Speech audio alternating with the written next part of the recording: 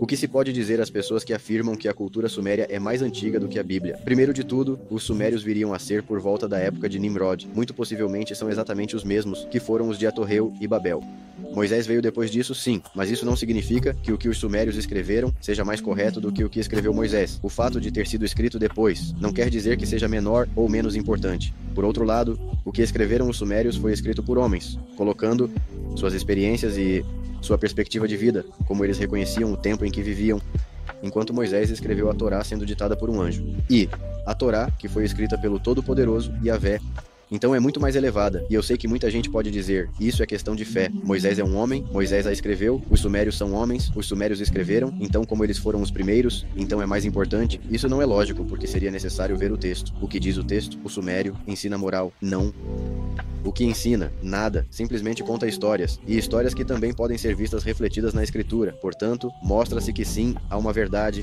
Mas uma coisa é a perspectiva do ser humano e outra a perspectiva do Todo-Poderoso. E estudando a Torá, pode-se chegar a perceber, se a estuda verdadeiramente a fundo e com um coração aberto e sem preconceitos e demais, que está escrita pelo Criador de todas as coisas, e ele mesmo prova isso dizendo coisas através de Moisés que era impossível que Moisés soubesse, colocando coisas na Torá que era impossível que fossem conhecidas naquela época, como por exemplo com os animais, que o porco é o único que tem a pata fendida e não rumina com a comida, e esse é o exemplo que a Escritura menciona como tal, e assim tem sido desde que Moisés o escreveu.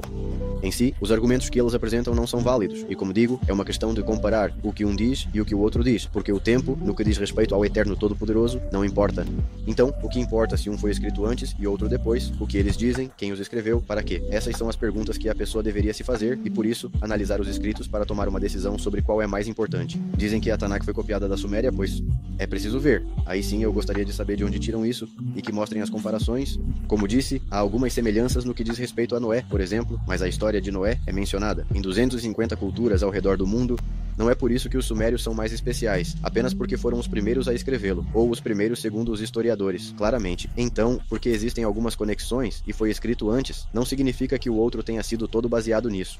Significa que estão contando histórias que aconteceram na história humana e que ambos os povos experimentaram e por isso as descreveram em seus escritos respectivos. Mas a Torá, e você diz Tanaj, a Tanaj tem a lei, os profetas e os escritos. Então dizer que tudo isso, o Antigo Pacto, foi baseado nos escritos sumérios, me parece que é uma pessoa que simplesmente não conhece o que diz o Antigo Pacto